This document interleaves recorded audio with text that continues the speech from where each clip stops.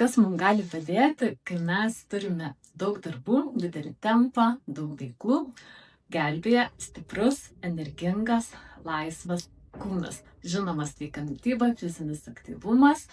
Ir ką aš esu įtraukus į savo kasdienybę, tai limfos tėkmės gerinimo rutina. Tai tapę yra paprasčiausių įpročių, kaip ir dantų plovimą. Dėl to kviečiu ateiti į seminarą, kur dalinsiuosi. Yra ten ne vienas būdas, kaip ir limfmazgių masažas, akupunktūrinių taškų masažas, tempimo pratimai, diafragminis kvėpavimas, pašokinėjimai, žinoma, teorinės dalys, vaistiniai augalai. Tai kad ryte turėtumėt bent vieną iš būdų, kurį taikytumėt.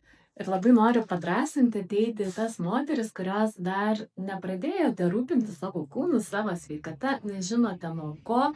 Tikrai motyvuosim, parodysim, kaip tą galima padaryti lengvai ir kaip pasiekti rezultatą.